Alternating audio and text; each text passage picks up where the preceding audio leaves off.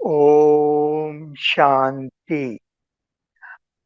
आज हम चर्चा करेंगे योग के ऊपर।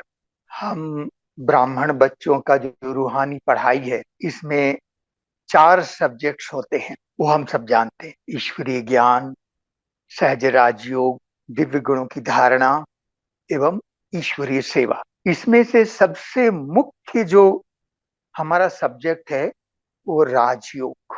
तो आज राजयोग के ऊपर हम बहुत विस्तार से और गहन चर्चा करेंगे।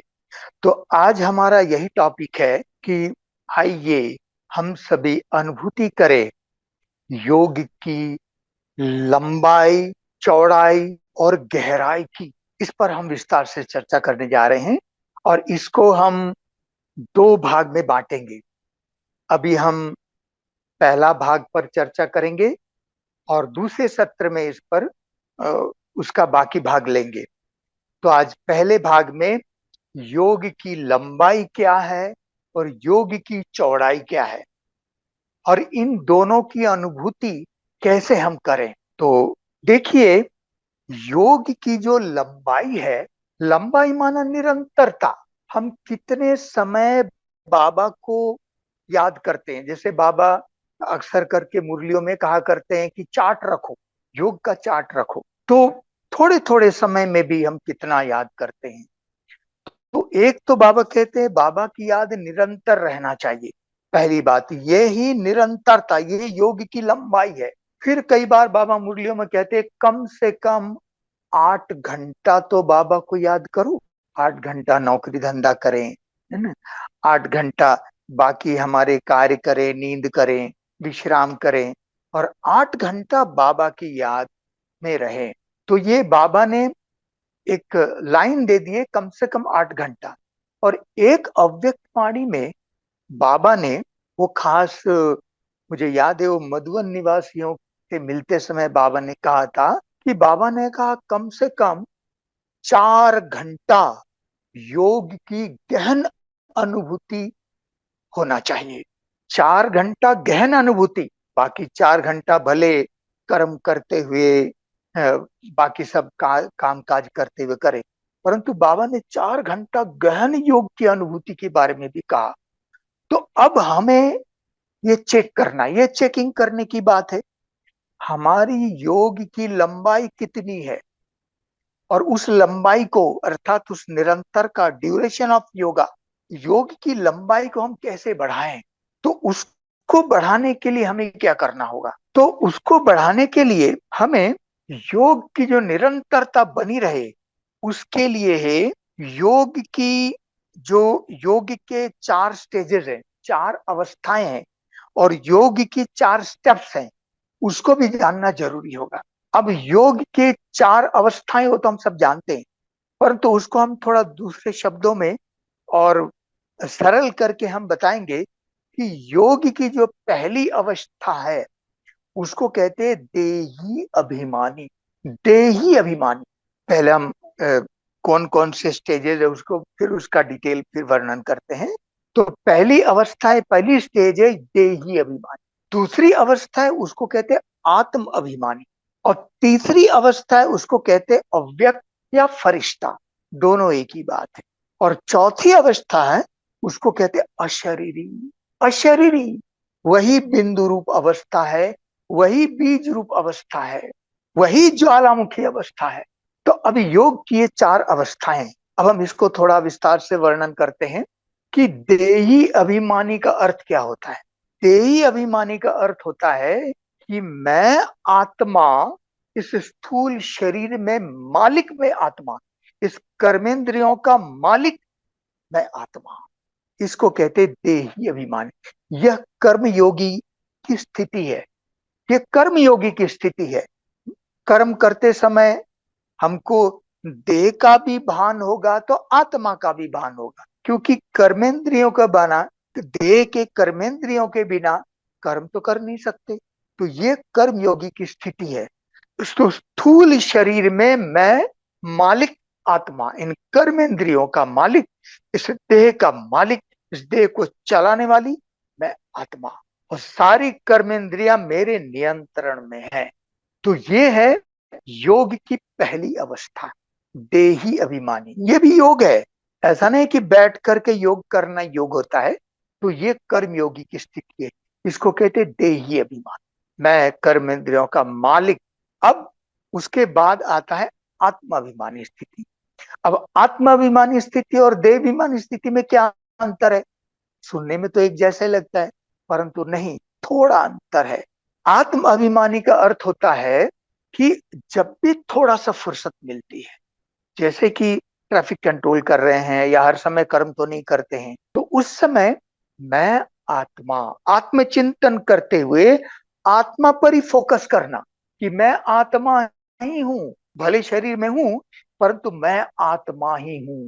उस समय जैसे कि देह को भूल जाते हैं और मैं आत्मा हूं, और मैं आत्मा परमात्मा की संतान हूं।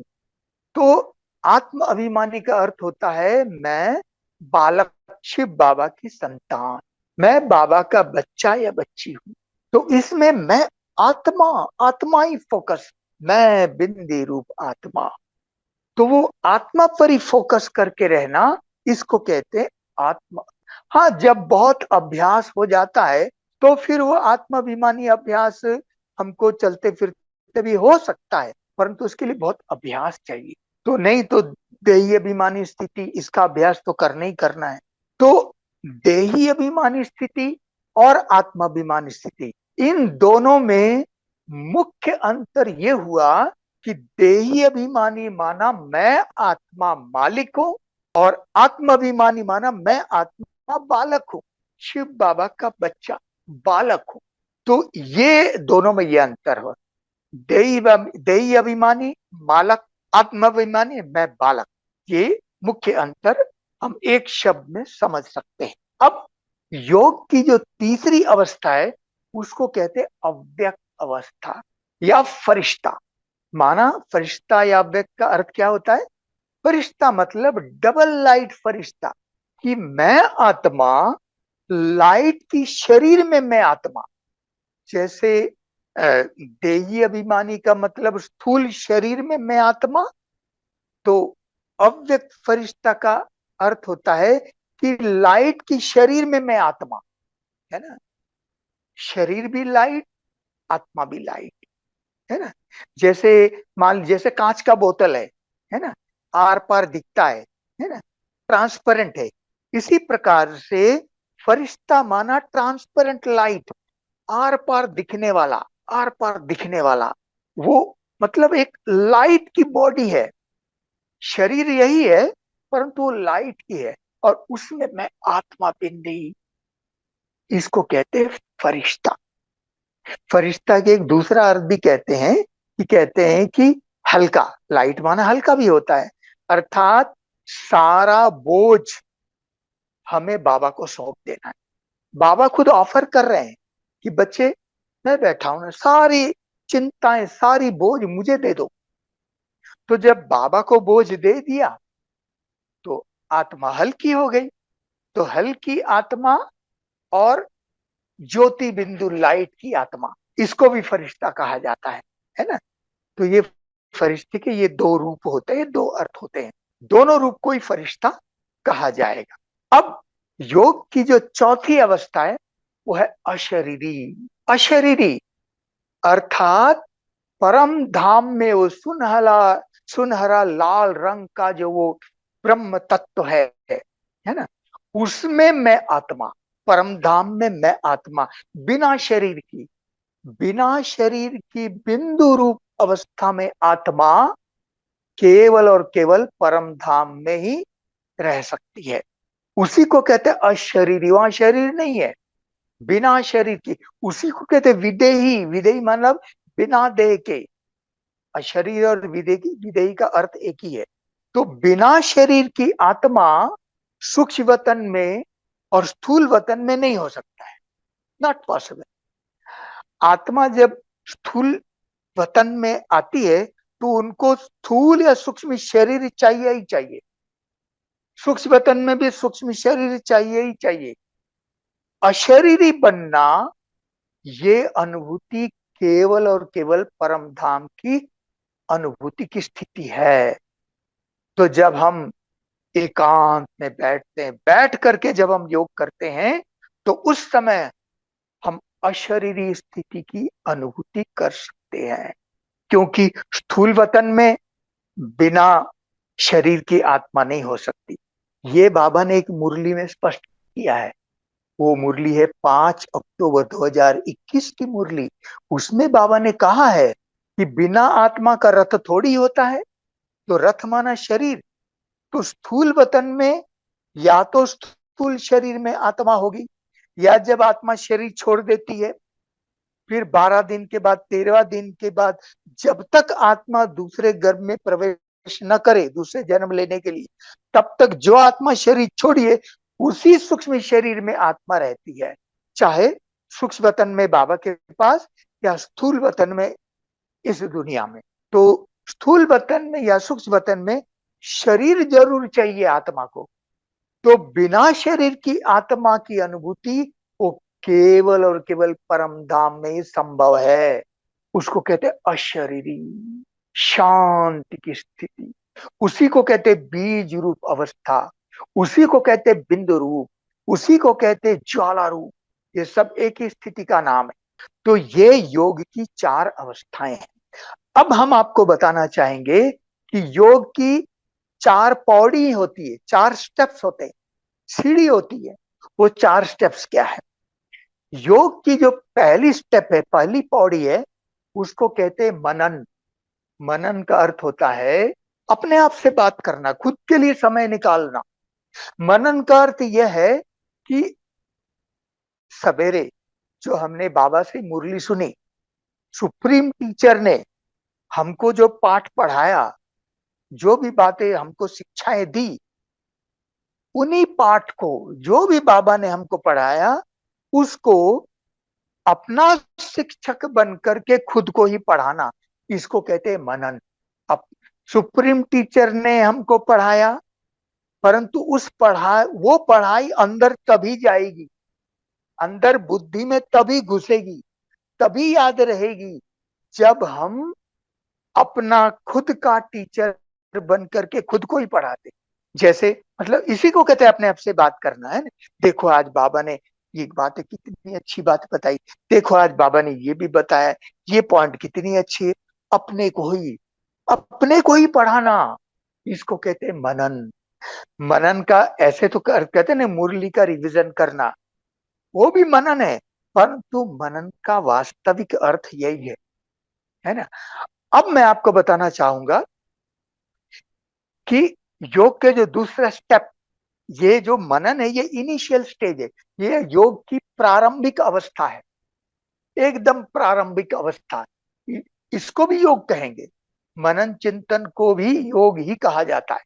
अब देखिए, हाँ, इसमें 3 शब्द एक साथ आता है, मनन, चिंतन और मंथन। ये भी वास्तव में इनमें थोड़ा थोड़ा अंतर है।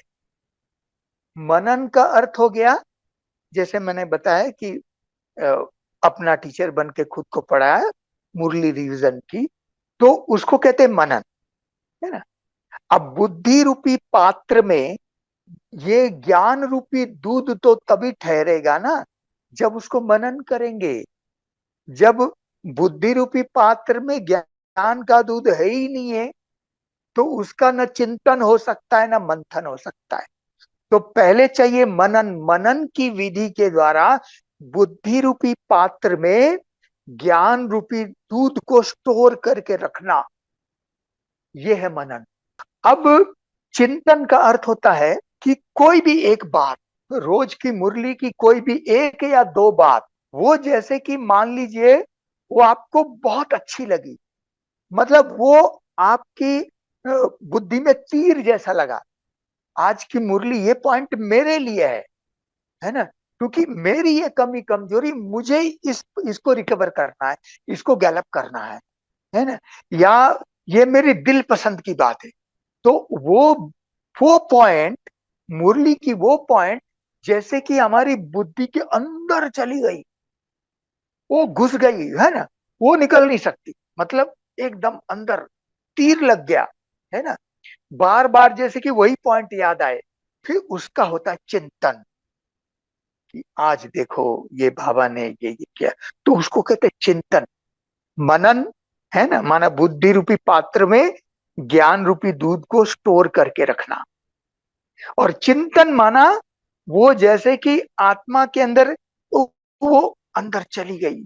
जैसे नहीं, वो गुलाब जामुन बनाते हैं ना, चाशनी में डालते हैं तो चाशनी अंदर पी गया, इसी प्रकार से वो ज्ञान की पॉइंट आत्मा जैसे पी गई। इसको कहते हैं चिंतन। एक होती है चिंता, दूसरा होता है चिंतन। तो ये हो गया चिंतन, है ना, ज्ञान का चिंतन। ये मनन से थोड़ा सा अपग्रेड स्टेज है ना, अपग्रेड स्टेप्स है ये। हालांकि हमने इसको मनन के पौड़ी में ही ले लिया है। अब तीसरा शब्द आता है मंथन। मंथन का मतलब होता है आप किसी फील्ड में है, चाहे आप कोई मैकेनिक है, चाहे डॉक्टर है, या कोई भी आपका फील्ड कार्य क्षेत्र कोई भी हो, उस एंगल से अगर आप उस ज्ञान के दृष्टिकोण को देखते हो, है ना, ज्ञान का कोई एक पॉइंट, उसको आप व्यवहारिक दृष्टिकोण से देख रहे हो, व्यापारिक दृष्टिकोण से देख रहे हो, है ना, वैज्ञानिक दृष्टिकोण से देख रहे हो, जो जो आपका फील्ड है, उस रीति से अगर आपका चिंतन चलता है और मंथन होता है कि देखो ये, तो उससे एक नई चीज निकलती है, उसको कहते हैं मक्खन निकला। मनन मतलब उसको मथते हैं, इस दृष्टिकोण से, इस दृष्टिकोण से, इस दृष्टि, फिर वो एक नवनीत मक्खन निकलता है। और वो चीज जैसे कि आपकी खुद की हो गई, वो पॉइंट आपकी खुद की हो गई। नींद में भी कोई पूछे ना तो भी आप बता सकते हैं। तो उसको उसको कहते हैं मंथन। तो तीनों जरूरी है, मनन, चिंतन और मंथन, है ना। इन तीनों को हमने एक ही कैटेगरी में ले लिया। इसको, यह इनिशियल स्टेज, यह भी योग है। कहते हैं ना, मनन चिंतन ही योग है। तो यह योग की प्रारंभिक स्टेप्स। फिर दूसरा स्टेप होता है, उसको कहते हैं लगन। पहला हो गया मनन, अपने आप से बात करना। दूसरा स्टेप होता है अपग्रेड, वो है लगन। लगन का अर्थ होता है बाबा से बात करना, शिव बाबा से बात करना, बाबा से बात करना, रूरियान करना। तो ये हो गया है लगन। अच्छा, बातें कब तक करेंगे, उसकी भी तो लिमिट होगी। अब इसके बाद जो तीसरा स्टेप है, उसको कहते हैं मगन। मगन, मगन माना एकाग्र अवस्था, एकाग्र चित्त बन जाना, कॉन्सेंट्रेशन। ये कॉन्सेंट्रेशन, ये मगन की स्थिति में मन जो संकल्प कर रहा है, बुद्धि उसको वही विजुलाइज कर रही है। तब मन और बुद्धि दोनों एक ही ट्रैक पे चलता है, और उसको कहते हैं एकाग्रता। एकाग्रता, कॉन्सेंट्रेशन, मगन। आत्मा लगन में मगन हो गई, है ना। अब ये जो कंसंट्रेशन की अवस्था, एकाग्रता की जो स्टेप्स है, ये स्टेप, ये जो पौड़ी है, ये हमें बढ़ाना होता है। कभी कभी मान लीजिए 1 सेकंड की एकाग्रता, फिर बुद्धि इधर चली आई, है ना, थोड़ा थोड़ा उसको बढ़ाते जाना है। फिर कभी का अभ्यास करते करते 1 मिनट तक हो गया, उसको और बढ़ाइए। फिर धीरे धीरे समझो 10 मिनट तक हो गया, 15 मिनट तक हो गया, आधा घंटा तक हो गया। तो ये धीरे धीरे बढ़ाना होता है। जितनी एकाग्रता बढ़ेगी, उतनी हमारी अनुभूति जबरदस्त होगी, है ना। हमारी योग की लंबाई बढ़ेगी। ये योग की लंबाई इसी तरीके से बढ़ाना होता है, एकाग्रता। अब इसकी जो चौथा स्टेप है ना, फाइनल स्टेप है, चौथा स्टेप है, उसको कहते हैं अगन। अगन, अग्नि, योग की अग्नि प्रज्वलित हो गई। जैसे हमारे राजयोग का एक चित्र आपने देखा होगा, उसमें दिखाया गया कि सूर्य की किरणें लेंस पर पड़ रहा है ना, और वो लेंस के द्वारा एक कागज पर एकाग्र फोकस हो गया, है ना, और वो एकाग्र होने के बाद वो कागज जल जाता है, अग्नि प्रज्वलित हो जाती है, क्योंकि सूर्य की किरणें एकाग्र एक ही पॉइंट फोकस पे पड़ रही है। इसी प्रकार से अगर हमारे विचार है ना, थॉट वेव्स, अगर उन सभी विचारों की तरंगों को हमने एकाग्रता की लेंस के द्वारा, है ना, हमने एकाग्र कर लिया, मन बुद्धि, है ना, मन बुद्धि को एकाग्र कर लिया, दोनों एक ही ट्रैक पे कर लिया, तो योग की अग्नि प्रज्वलित होगी। परंतु अगर लेंस को हिलाने लगेंगे तो लेंस हिल रहा है, तो फिर योग की अग्नि प्रज्वलित नहीं होगी। इसीलिए इस एकाग्रता की जो लंबाई है, यही योग की वास्तविक लंबाई है, यही योग की वास्तविक लंबाई है। तो उसको हमें बढ़ाना है। तो जब एकाग्रता अर्थात तो मन बुद्धि रूपी लेंस हिलाना नहीं है, इसको एकाग्र करना है। जब वो लेंस एकाग्र है ना हो जाएगा, तो फिर योग की अग्नि प्रज्वलित होगी, और इसी योग अग्नि से ही हमारे विकर्म विनाश होते हैं, जिसको बाबा कहते हैं एक्यूरेट याद। क्योंकि बिना एक्यूरेट, बिना यथार्थ याद के योग की अग्नि प्रज्वलित नहीं हो सकती है। ये समझो, योग के 4 स्टेप्स।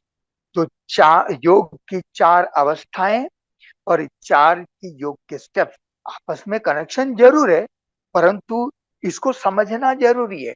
इसको समझने से क्या होता है कि हम इसको इसी विधि से, इसी को अपना करके हम लंबाई, योग की लंबाई, निरंतरता को बढ़ा सकते हैं। अब हम आपको एक चीज और बताना चाहेंगे कि देखिए, कभी कभी हम कर्मयोगी हैं, कभी कभी ऊपर नीचे अवस्था हो गई, ऐसा कभी कभी लगता है कि जैसे कि ना मन बुद्धि स्टकअप हो गया है ना, मतलब जिसको एक शब्द में कहते योग नहीं लग रहा है, पता नहीं क्या हो गया, मेरा चिंतन आगे नहीं बढ़ रहा है, मैं क्या करूं। ऐसे स्थिति में जैसे उदाहरण के लिए, जैसे कभी कभी मोबाइल हैंग हो जाता है ना, मोबाइल तो हम सभी यूज करते हैं ना, मोबाइल हैंग हो गया, तो उस समय क्या करते हैं, उस समय हम उसको या तो स्विच ऑफ कर देते हैं, है ना, या फिर उसको रीस्टार्ट करते हैं। तो रीस्टार्ट में क्या होता है, पहले मोबाइल बंद हो जाता है, बंद होने के बाद फिर से फोन स्टार्ट होता है, और कुछ देर बाद फिर जब स्टार्ट हो गया, फिर मोबाइल चालू हो जाता है। इसी प्रकार से हमारे मन बुद्धि, है ना, आत्मा जब स्टकअप हो गई, हैंग हो गई, कहीं अटक गई, है ना, बुद्धि कहीं पर, मन बुद्धि कहीं अटक गई, हैंग हो गया, तो उस समय हमें क्या करना पड़ेगा, उस समय हमको फिर से रीस्टार्ट करना पड़ेगा। और रीस्टार्ट कैसे करेंगे, ये जो स्टेप्स बताए ना, जो प्रारंभिक अवस्था है मनन, उसी से रीस्टार्ट कीजिए। पहले थोड़ा रीस्टार्ट करेंगे तो क्या होगा, एकदम मन बुद्धि को साइलेंस में ले जाइए, साइलेंस, कुछ नहीं। उसके बाद धीरे धीरे मनन, है ना, ये रिस्टार्ट करने की विधि, मनन करना शुरू कर दीजिए, फिर धीरे धीरे बाबा से बातें कीजिए, फिर एकाग्र मन बुद्धि को एकाग्र करने के अभ्यास कीजिए। इस विधि से हमारा फिर से योग अग्नि प्रज्वलित हो जाएगी, है ना। तो जब कभी ऐसी बातें हो जाती है, तो हमें योग को इस विधि से फिर से रिस्टार्ट कर लेना चाहिए। अब हम आपको बताना चाहेंगे कि योग की लंबाई निरंतर बढ़ती रहे, उसके लिए हमको अब योग की चौड़ाई की भी मदद लेनी पड़ेगी। लंबाई के साथ साथ चौड़ाई, लंबाई चौड़ाई और गहराई, हम सभी योग की गहराई की अनुभूति करना चाहते हैं। वो गहराई की बात हम दूसरे सत्र में लेंगे। तो अभी हम योग की लंबाई और गहराई की बात, चौड़ाई की बात करें, नहीं तो क्या वीडियो बहुत लंबा ना हो जाए, क्योंकि ये बहुत डीप सब्जेक्ट है, ये तो हर ब्राह्मण के लिए बहुत इंपॉर्टेंट विषय है, और ये बहुत जरूरी भी है, तो इसकी क्लैरिटी भी चाहिए। तो इसीलिए आज हमें यही संकल्प आया, तो हम इसको विस्तार से हम स्पष्ट करें। तो अब योग की चौड़ाई क्या है? योग की लंबाई तो समझ में आ गई। योग की चौड़ाई है सर्व संबंध। सर्व संबंध एक बाबा से सर्व संबंध जोड़ना, ये है योग की चौड़ाई, है ना। सर्व संबंध। अब सर्व संबंध कौन कौन से संबंध जोड़ने, ये भी बात जानना जरूरी है। एक संदेश में, बहुत पुरानी बात है, एक बहुत पुराने संदेश में बाबा ने कहा था कि शिव बाबा से केवल केवल 8 संबंध ही जोड़ने होते हैं, और कोई दूसरे संबंध नहीं जोड़ने होते हैं। और ये अष्ट संबंध ही सर्व संबंध है। अष्ट संबंध, वो 8 संबंध कौन कौन से हैं? वो 8 संबंध है हमसे बड़े। हमसे बड़े, वो बड़े कौन से हैं? एक है माता, फिर दूसरा है पिता, और तीसरा है शिक्षक। परमात्मा परम शिक्षक है। और चौथा है परम सदगुरु। परम सदगुरु, सदगुरु एक ही है, दुनिया में गुरु बहुत है, सदगुरु हमको मुक्ति धाम, मुक्ति, जीवन मुक्ति का वर्षा देने वाला वही एक सदगुरु परमात्मा है। कहते हैं सदगुरु की आज्ञा शर्माते। तो ये 4 हमसे बड़े के रूप में संबंध है, माता, पिता, शिक्षक और सदगुरु। अब बाकी 4 संबंध, हम जिन्स, हमारे समान और हमसे छोटे, वो क्या है? एक है बंधु। बंधु माना बड़ा भाई। बड़ा भाई हमारे जैसे होते हैं ना हम, तो उसको दूसरे शब्दों में दूसरे कहें गाइड, क्योंकि बड़ा भाई अनुभवी होता है। तो हमारा बड़ा भाई कौन है? ब्रह्मा बाबा, है ना। वो मास्टर सर्वशक्तिवान है। शिव बाबा तो सर्वशक्तिवान है, परंतु ब्रह्मा बाबा मास्टर सर्वशक्तिवान है, अनुभवी है, गाइड है। हमको कोई भी बात पूछनी हो तो हम ब्रह्मा बाबा से, बाप दादा, बाबा कहते हैं ना, कोई भी बात नहीं समझ में आती तो पूछो। किससे पूछो? शिव बाबा से भी पूछना होगा तो कैसे पूछेंगे? ब्रह्मा बाबा के द्वारा ही पूछना होगा।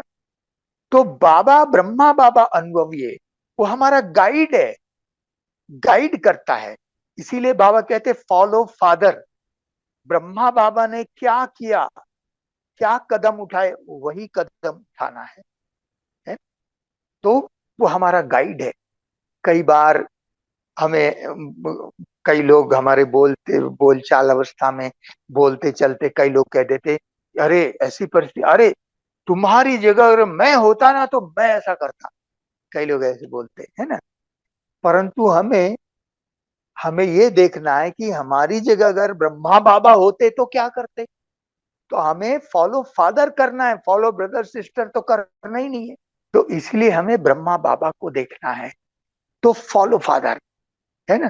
क्योंकि उन्होंने ये सारी परिस्थितियां पार की हुई है।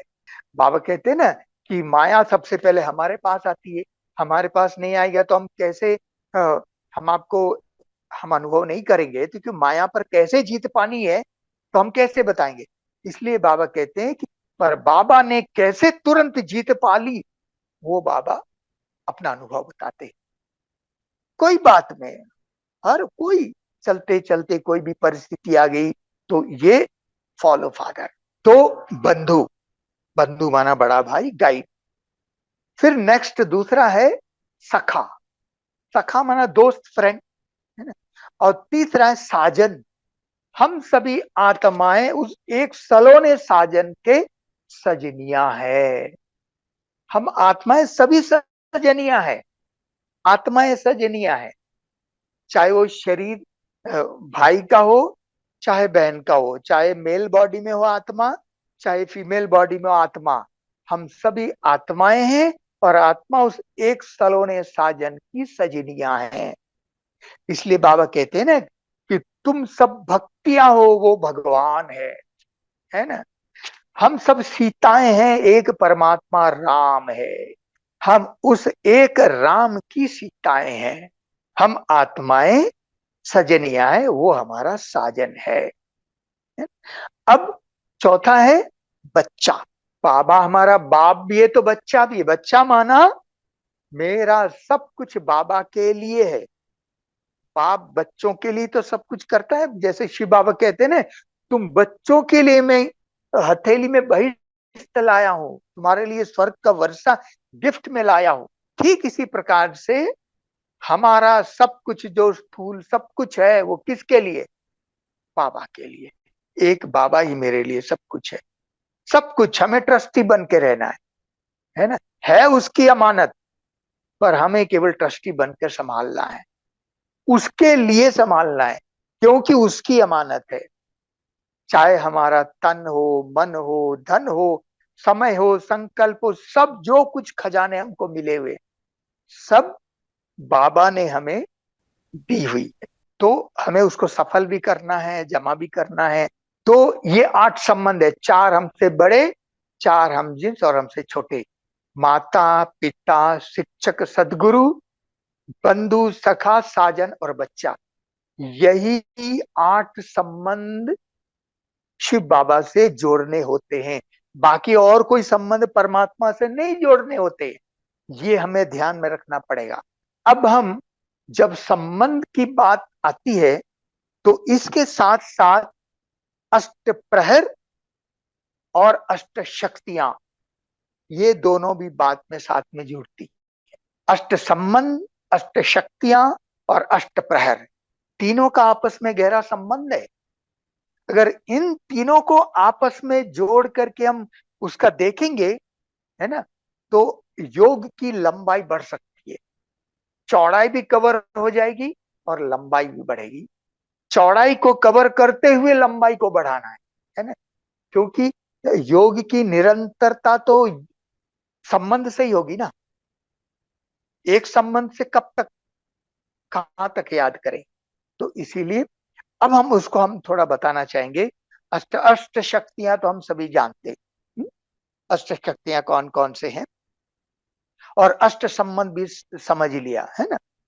अब अष्ट प्रहर, क्योंकि हमें लंबाई बढ़ानी तो समय ड्यूरेशन बढ़ाना है, तो अष्ट प्रहर के बारे में भी हम थोड़ा जान लेते, फिर इसको थोड़ा आपस में कंबाइंड करेंगे। फिर हम इसको देखेंगे कि कौन से समय पर कौन सा संबंध जोड़ना है और कौन से संबंध से कौन सी शक्तियों की प्राप्ति होती है ना। तो पहले हम अष्ट प्रहर, बाबा ने एक मुरली में कहा था कि सारे दिन में 8 घड़ी होती है।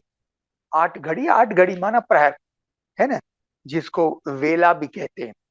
तो वो अष्ट प्रहर कौन कौन से हैं? हम ब्राह्मणों के लिए पहला पहला प्रहर शुरू कौन सा होता है? अमृत वेला। तो रात को 2 बजे से लेकर के 5 बजे, क्योंकि देखिए पूरा 24 घंटा होता है ना दिन रात के, उस 24 घंटे को अगर 8 में डिवाइड करेंगे तो 3 घंटा का एक प्रहर होता है ना। 3 घंटे का एक प्रहर होता है। तो हमारा पहला प्रहर शुरू हो जाता है हम ब्राह्मणों के लिए रात को 2 बजे से लेकर के 5 बजे तक का समय है।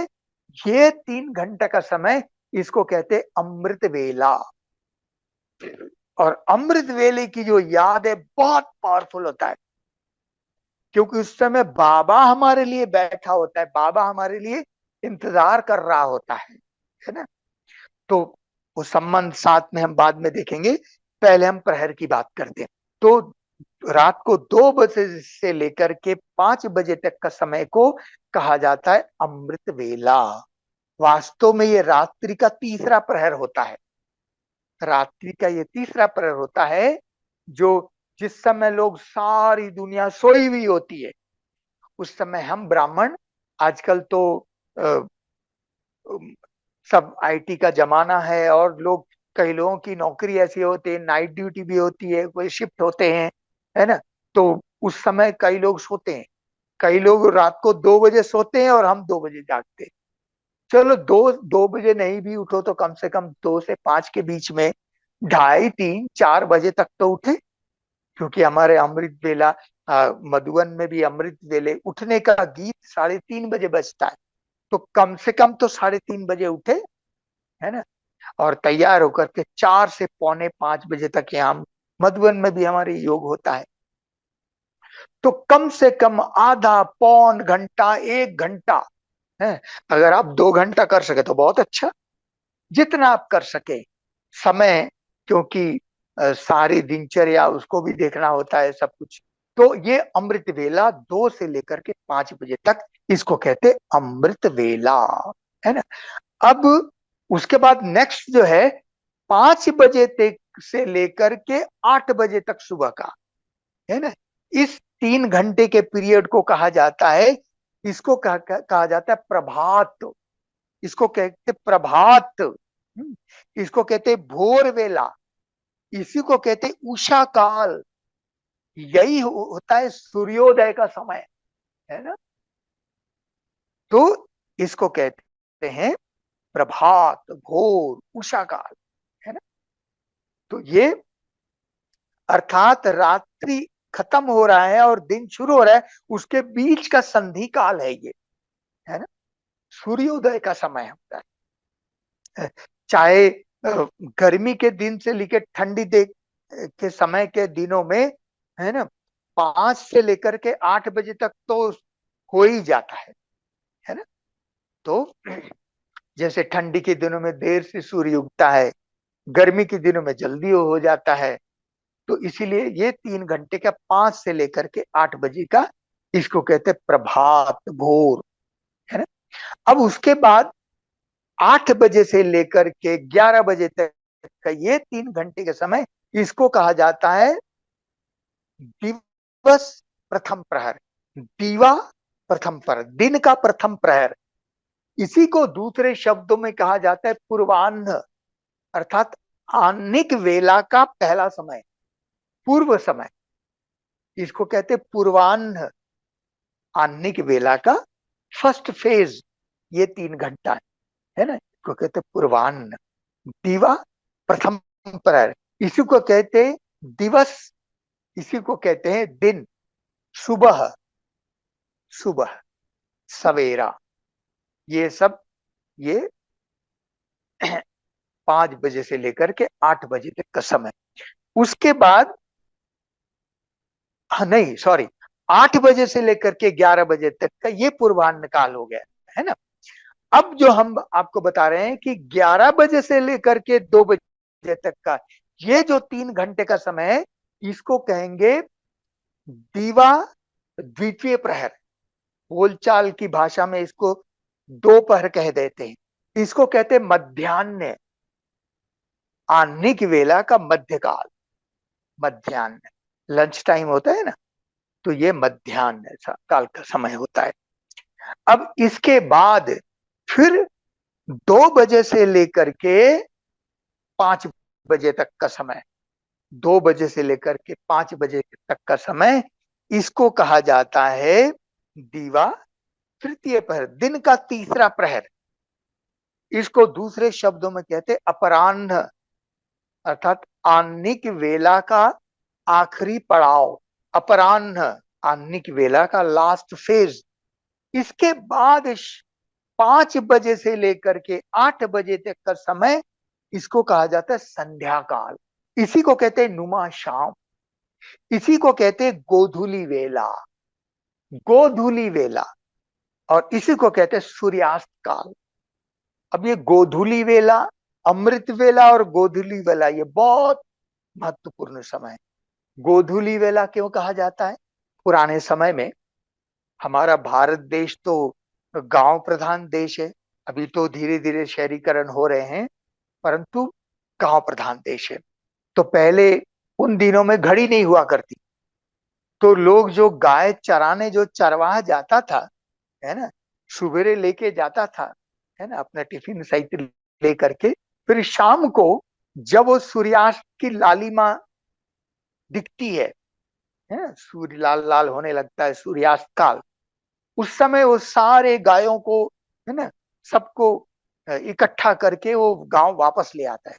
तो जब गांव वापस ले आता है, तो वो एक तरफ सूर्यास्त की लालिमा, और पूरे गांव में गांव वापस आ जाते, गायों को भी जल्दी जल्दी होता है, वो भी चरवाहा भी जल्दी जल्दी सबको अपने अपने घरों में गायों को छोड़ देता है, तो पूरा गांव धूल धूल हो जाता है। तो उसको कहते हैं गो, गायों की धूली की वेला, इसलिए उसको कहते हैं गोधूली वेला। इसका भी बड़ा महत्वपूर्ण है। तो ये नुमा शाम का समय है। जैसे हम अमृत वेला योग करते हैं खुद में शक्ति भरने के लिए, अपने स्व उन्नति के लिए, तो जो ये जो नुमा शाम का समय, ये गोधूली वेला का समय, इस समय हम पूरे विश्व की सेवा करने के लिए मनसा सेवा करते हैं। आत्माओं की सेवा और प्रकृति की सेवा इस समय यथार्थ रूप से की जाती है।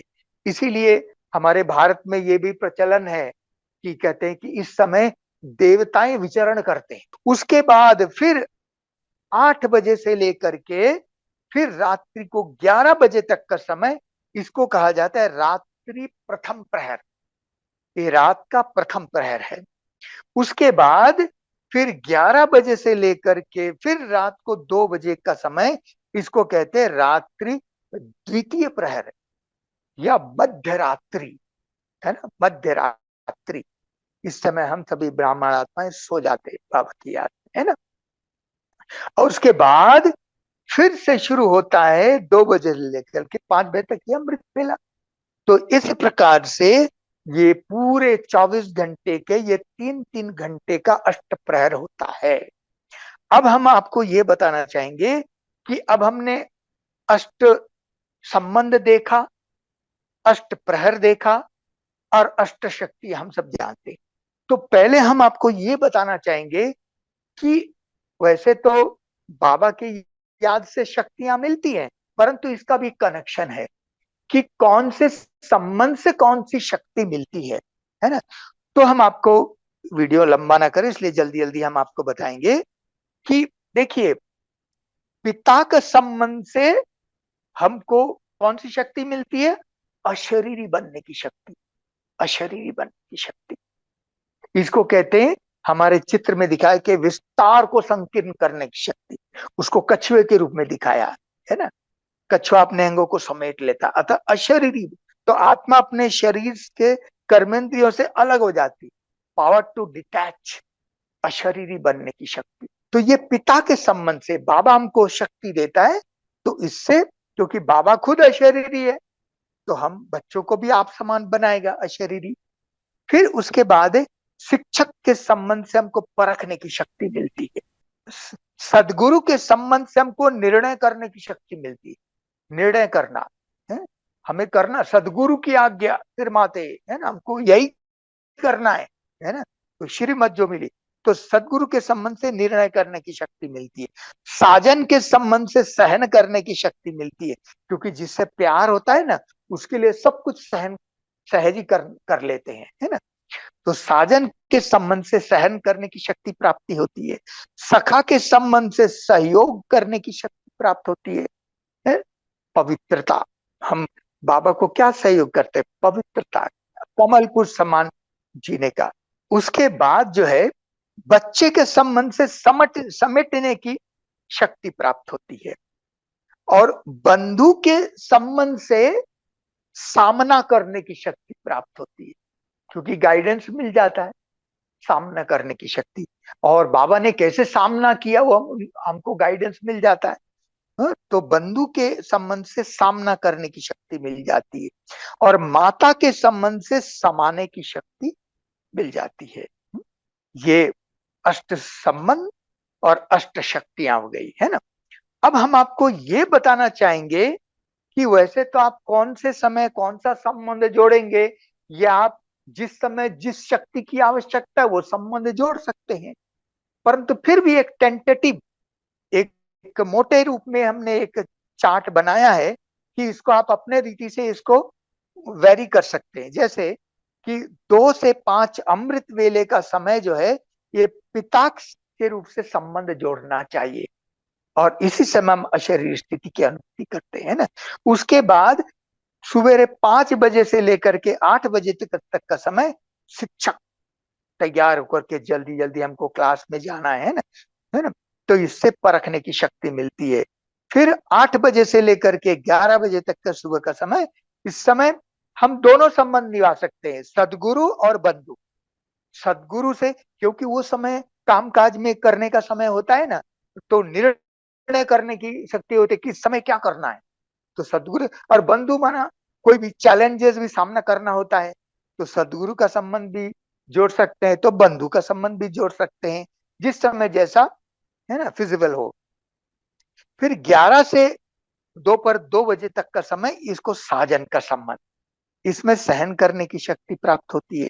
फिर है ना, फिर 2 से लेकर के 5 बजे तक का समय, ये सखा फ्रेंड है ना, सखा के रूप में खेलपाल करना, सहयोग की शक्ति। फिर 5 बजे से लेकर के शाम रात्रि 8 बजे तक का समय सदगुरु और बंधु दोनों जैसा, क्योंकि उस समय सदगुरु ने क्या नियम मर्यादा है ना, कि उस जो भी निर्णय है ना, तो वो सब सदगुरु के संबंध से हम जोड़ सकते हैं उस समय। फिर रात को 8 बजे से लेकर के 11 बजे तक का समय, ये बच्चे का संबंध, सब कुछ समेट लिया। अब समेटने का समय, सब बाबा को जैसे कि ट्रस्टी सौंप दिया, और हम बस हम फिर उसके बाद फिर 11 से 2 बजे तक का समय, यह है माता के, माँ की गोद में सो जाने का, विश्राम कर लेने का है। सब कुछ समान की, सब कुछ जो जो सब जो जो जिस जिसके साथ जो भी है वो याद न करके सबको क्षमा कर दिया, और समा लिया, और हम माँ की गोद में सो गए।